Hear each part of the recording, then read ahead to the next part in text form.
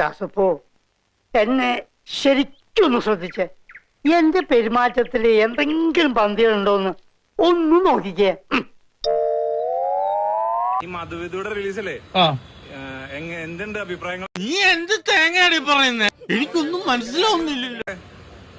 മൊത്തത്തില് നിന്റെ തലയ്ക്ക് വല്ല അസുഖമുണ്ടോ? ഇല്ല. പിന്നെ എന്താ അതിന്റെ അർത്ഥം? ശരിക്കും ആലോചിച്ചു എന്താ ചോദിച്ചെന്ന്? എന്താ ശരിക്കും ആലോചിച്ചു? അത്രക്കുള്ള ബുദ്ധിയൊന്നും അതിനില്ലല്ലോ. മധുവിധു സിനിമ റിലീസ് എന്താണ് അഭിപ്രായങ്ങൾ? ഞാൻ മുത്തച്ഛന്റെ കൂട്ട് ഞാൻ മാത്രമല്ല അവരെല്ലാവരും റിലീസായില്ലോ. ഇല്ല. പിന്നീട് എന്താണ് ഉണ്ടായെന്ന് വെച്ചാല്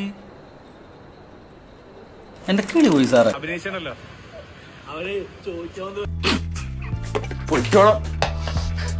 ഞാൻ ചോദിക്കാൻ പോകുന്നത് മധുവിധു റിലീസൊക്കെയല്ലോ.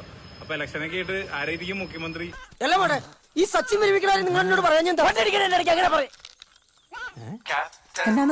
ഇനി മുമ്പേ ടെസ്റ്റ് തുടങ്ങണേക്കുമ്പോ എനിക്ക് എത്താൻ പറ്റുന്നുള്ളതാണ്. ഇതെന്ത് കഷ്ടം നോക്കണേ.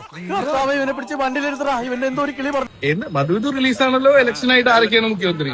ആളുകൾ രാവിലെ എന്താണ് അടിക്കുന്നത്?